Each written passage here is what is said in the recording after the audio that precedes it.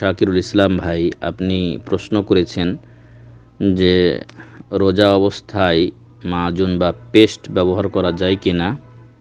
কেউ এটাকে জায়েজ বলেছেন, কেউ নাজায়েজ বলেছেন। আপনারা দ্বিধাদ্বন্দ্বে রয়েছেন কোনটা করবেন, দলিলের ভিত্তিতে আপনারা জানতে চান।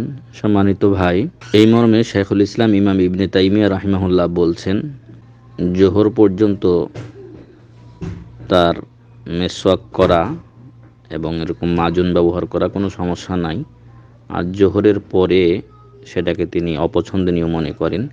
তবে এ ব্যাপারে ফতোয়া লাজনা দাইমা সৌদি আরবের স্থায়ী ফতোয়া বোর্ডকে জিজ্ঞাসা করা হলে তারা উত্তরে বলেন, পেস্ট ও মাজন ব্যবহার করাতে কোনো বাধা নেই, এটা সেম সেম মেসওয়াকের মতো।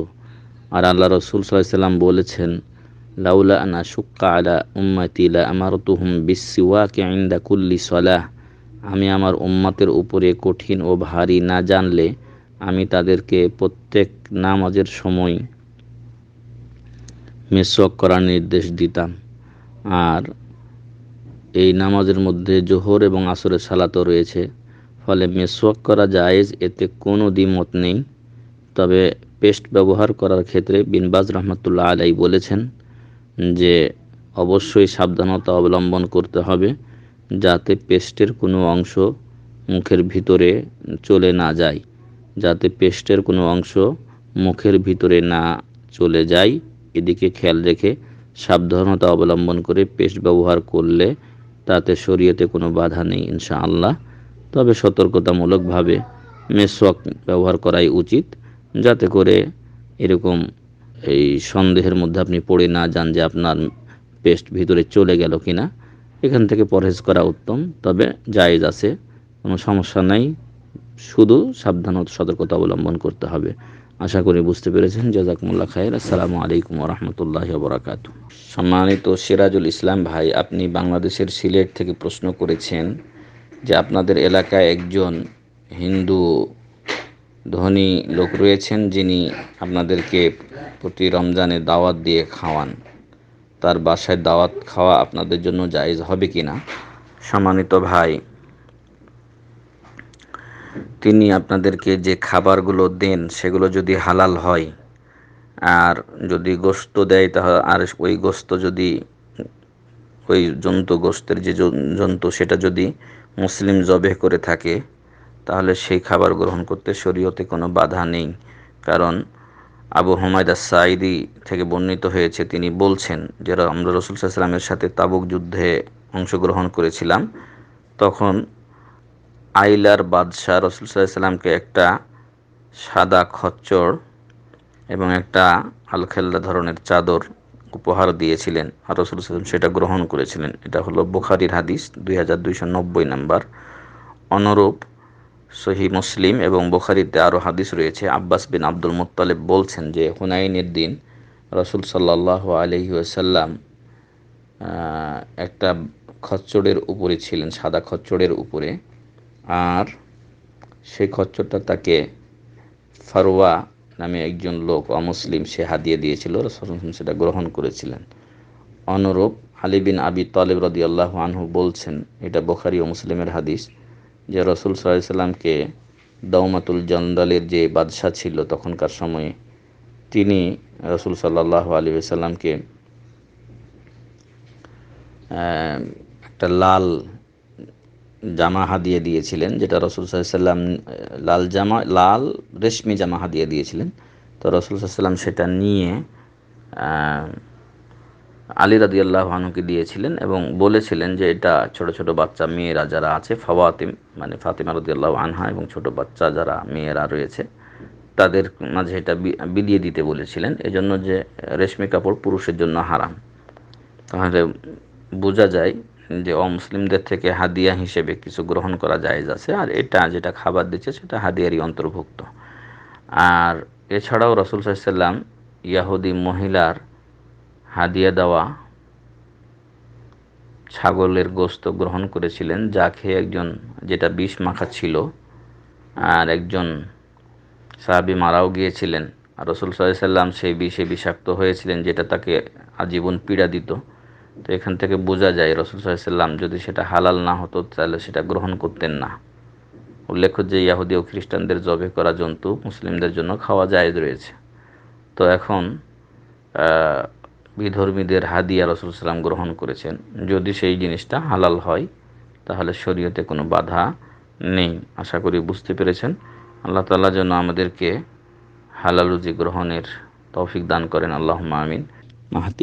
মাহাদি হাসান ভাই, বাংলাদেশের কুমিল্লা থেকে আপনি প্রশ্ন করেছেন যে কিছু লোক আছে যারা ভালো কাজের আদেশ করে, মন্দ কাজের নিষেধ করে, কিন্তু দেখা যায় যে তারাই ওই ভালো কাজটা করে না অথবা ওই মন্দ কাজে লিপ্ত। তো সম্মানিত ভাই, এই সমস্ত লোকদের উচিত ভালো কাজগুলো করে এবং মন্দ কাজগুলো থেকে বিরত থাকে, এরপরে অন্যকে এই কাজগুলোর আদেশ অথবা নিষেধ করে। এটাই হলো বাস্তবতা, এটাই হলো আসল অবস্থা। এতে করে তার দাওয়াতটাও ফলপ্রসূ হয় এবং মানুষের অন্তরে তার একটা গ্রহণযোগ্যতা পায়। কিন্তু যদি মানুষ নিজেই ভালো কাজ না করে অন্যকে বলে অথবা অন্যায় কাজ করে অন্যকে নিষেধ করে, তখন মানুষের অন্তরে তার প্রতি গ্রহণযোগ্যতা থাকে না, মানুষ তাকে অ্যাকসেপ্ট করে না। তো এই জন্য ইসলামের দাওয়াতি কাজ করতে গেলে নিজে আগে ভালো হওয়া উচিত। তদুপরি প্রত্যেকটা ব্যক্তির উপরে এখানে 4টা জিনিস আবশ্যক। 1 নাম্বার নিজে ভালো কাজ করা, 2 নাম্বার ভালো কাজের আদেশ করা, 3 নাম্বার খারাপ কাজ থেকে বিরত থাকা, আর 4 নাম্বার হচ্ছে খারাপ কাজ থেকে মানুষকে বাধা দেওয়া। মোট দায়িত্ব হচ্ছে 4টি। 1 ভালো কাজ করা, 2 ভালো কাজের আদেশ দেওয়া, 3 খারাপ কাজ থেকে বিরত থাকা, 4 খারাপ কাজ থেকে মানুষকে নিষেধ করা। তো এই 4টি কাজের মধ্যে যদি কোনো ব্যক্তি কোনো একটি ভালো কাজের আদেশ করে আর সেই কাজটা সে নিজে না করে, অন্তত 2টো কাজের মধ্যে একটি কাজ সে পালন করলো, ভালো কাজের আদেশ করছে এটা তার আদা হলো, আর সে নিজে করে না, এজন্য সে নেকি থেকে বঞ্চিত। আর মন্দ কাজ যদি কে সে করে ফেলে, তাহলে আমাদের মধ্যে ভাই কে এমন আছে যে সবগুলো গুনাহ থেকে বিরত থাকে? হাসান বাসরি রাহমাহুল্লাহকে এই ব্যাপারে জিজ্ঞাসা করা হলে উনি বলেছিলেন, আমাদের মধ্যে কে এমন আছে যে পাপ করে না? তো এই জন্য কোনো পাপ, যে ব্যক্তি অন্যায় নিষেধ করছে তার দ্বারা কোনো পাপ হয়ে যেতে পারে, কিন্তু তার অর্থ এই নয় যে তাকে অন্যায় বাধা সে আর দিতে পারবে না। তবে এটা তো উত্তম অবশ্যই যে আমরা ভালো কাজ করব, ভালোর আদেশ দেব, মন্দ কাজ থেকে বিরত থাকবো, অন্যকে মন্দ থেকে নিষেধ করব, এটা হলো সবচাইতে বেস্ট। কিন্তু তদুপরি কেউ যদি কোনোটা কাজ পাপ তার দ্বারা হয়ে যায়, আর সে যখন কোনো আলোচনা করছে, কোথাও কথা বলছে, তখন হয়তো সেই বিষয়টাতে নিষেধ করলো, এর দ্বারা সে তার উপরে অর্পিত দায়িত্বের একটা অন্তত পালন করলো। আশা করি বুঝতে পেরেছেন। এখানে 4টা দায়িত্ব: ভালো কাজ নিজে করা, আর ভালো কাজের আদেশ দেওয়া। এখন যদি কেউ ভালো কাজটা না করে আদেশ দেয়, তাহলে 2টোর একটা বিধান সে পালন করলো, একটার জন্য সে নেকি থেকে বঞ্চিত হলো অথবা গুনাহগার হবে যদি সেটা ফরজ কাজ হয়ে থাকে। আর একটা হচ্ছে নিষেধ থেকে বিরত থাকা, আর একটা হলো মানুষকে নিষেধ করা, খারাপ কাজ থেকে নিষেধ করা। তো যদি সে মানুষকে নিষেধ করে তাহলে সে একটা কাজ করলো, আর নিজে যখন খারাপ কাজটা করলো তখন সে এটা জন্য গুনাহগার হলো। তো এই জন্য আমরা 4টা গুণই আমাদের মধ্যে রাখতে চাই এবং সবাইকে এই ব্যাপারে আমরা বলি যে আমরা ভালো কাজ করব, মানুষকে ভালো কাজের প্রতি আদেশ করব। আর যদি অন্যায় হয় তাহলে আমরা নিজে ছেড়ে দেব এবং অন্যকে এই অন্যায় থেকে নিষেধ করব ইনশাআল্লাহ। আল্লাহ যেন আমাদেরকে তৌফিক দান করেন, আল্লাহুম্মা আমিন। তাহলে এখনই আমরা যেটা বুঝতে পারলাম যে কোনোটা যদি ভালো কাজের আদেশ করি আর ওটা আমার দ্বারা নাও হয়, আর কোনোটা নিষেধ করতেছি অন্যায় থেকে, অথচ সেই কাজটা হয়তো কারো দ্বারা হয়ে গেছে, যে লোক নিষেধ করছে, তদুপরি শরীয়তে সে অন্তত একটি কাজ আদায় করার কারণে নেকি পাবে, আর যেটা সে গুনাহ করবে সেই গুনাহ তার আমলনামায় লেখা হবে।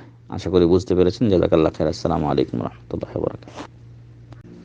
মুহতারাম শহীদুল ইসলাম ভাই, আপনি বাংলাদেশের চট্টগ্রাম থেকে প্রশ্ন করেছেন যে রাসূল সাল্লাল্লাহু আলাইহি সাল্লাম বলেছেন, যে ব্যক্তি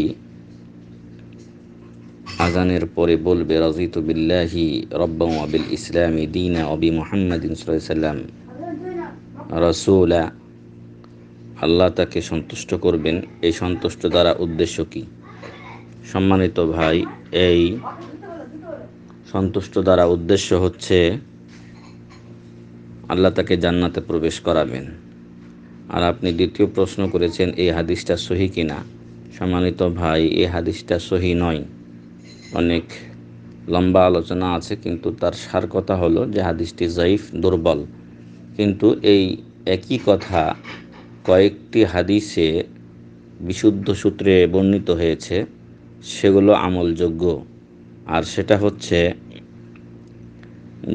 আমভাবে যে ব্যক্তি রাযীতু বিল্লাহি রাব্বান ওয়া বিল ইসলামি দীনা ওয়া বি মুহাম্মাদিন সাল্লাল্লাহু আলাইহি সাল্লাম রাসূলা, এই দোয়াটি পাঠ করবে। রাসূল সাল্লাল্লাহু আলাইহি সাল্লাম আবু সাঈদ খুদরি রাদিয়াল্লাহু আনহুকে বলছেন যে, হে আবু সাঈদ খুদরি রাদিয়াল্লাহু আনহু, যে ব্যক্তি রাযীতু বিল্লাহি রাব্বান ওয়া বিল ইসলামি দীনা ওয়া বি মুহাম্মাদিন রাসূলা বলবে, ওয়াজাবাত লাহুল জান্নাহ, তার জন্য জান্নাত ওয়াজিব হয়ে যাবে। সুবহানাল্লাহি ওয়া বিহামদিহি। তো ফলে এটা আমলযোগ্য। সকাল সন্ধ্যা আপনি এই দোয়াটি পাঠ করতে পারেন। এর সাথে আরও একটি হাদিস আছে, একই দোয়া। রাসূল সাল্লাল্লাহু আলাইহি সাল্লাম বলছেন, যে ব্যক্তি আজানে যখন মুয়াজ্জিনকে বলতে শুনে, আশহাদু আল্লা ইলাহা ইল্লাল্লাহু ওয়া আশহাদু আল্লা ইলাহা ইল্লাল্লাহ আশহাদু আন্না মুহাম্মাদার রাসূলুল্লাহ, এই কথা যখন বলতে শুনে, এই দুই শাহাদাত বাণী যখন মুয়াজ্জিন সাহেব উচ্চারণ করেন, তখন যদি কেউ এই দোয়াটি পাঠ করে, রাযীতু বিল্লাহি রাব্বান ওয়া বিল ইসলামি দীনা ওয়া বি মুহাম্মাদিন সাল্লাল্লাহু আলাইহি সাল্লাম নাবিয়্যা, তাহলে গুফিরা লাহু যামবুহু। এটাও সহিহ হাদিস। আলবানী রাহিমাহুল্লাহ এটাকে হাসান দরজার বলে উল্লেখ করেছেন। তো গুফিরা লাহু যামবুহু, তার গুনাহগুলি আল্লাহ তাআলা মোচন করে দিয়ে থাকেন। আরও একটি ফজিলত এই হাদিসের বর্ণিত হয়েছে। রাসূল সাল্লাল্লাহু আলাইহি সাল্লাম বলছেন, যাকা তা'মুল ঈমানি মান রাদিয়া বিল্লাহি রাব্বান ওয়া বিল ইসলামি দীনা ওয়া বি মুহাম্মাদিন সাল্লাল্লাহু আলাইহি ওয়াসাল্লাম নাবিয়্যা ওয়া রাসূলা, যে ব্যক্তি আল্লাহকে রব হিসেবে, মুহাম্মদ সাল্লাল্লাহু আলাইহি সাল্লামকে নবী হিসেবে, ইসলামকে দিন হিসেবে পেয়ে সন্তুষ্ট হয়ে গেল, সে ব্যক্তি ঈমানের স্বাদ আস্বাদন করতে পারবে। অতএব সম্মানিত ভাই, তিনটি আমল আপনাকে বিশুদ্ধভাবে বলা হলো। যে তিনটি আপনি যে কোনোটি করতে পারেন। আর যেটি আপনি বলেছিলেন সেটি প্রথমত হাদিসটি সহি নয়, দ্বিতীয়ত আপনার ওই রকম একটি হাদিস ওই আজানের সাথে সংশ্লিষ্ট নয়, বরং হাদিসটি যেটি দুর্বল বলা হচ্ছে সেটিও এইভাবে বলা হচ্ছে যে, যে ব্যক্তি সকাল সন্ধ্যায় দোয়াটি পাঠ করবে তাকে আল্লাহ তাআলা সন্তুষ্ট করবেন। কিন্তু হাদিসটি দুর্বল, ফলে আমলযোগ্য নয়। বাকি যে তিনটি সহি হাদিস বললাম সেগুলোর উপরে আমল করবেন। আল্লাহ তাআলা আমাদের সবাইকে হক বুঝার, জানার ও মানার তৌফিক দান করুন। আল্লাহুম্মা আমিন। আসসালামু আলাইকুম ওয়া রাহমাতুল্লাহি ওয়া বারাকাতুহু।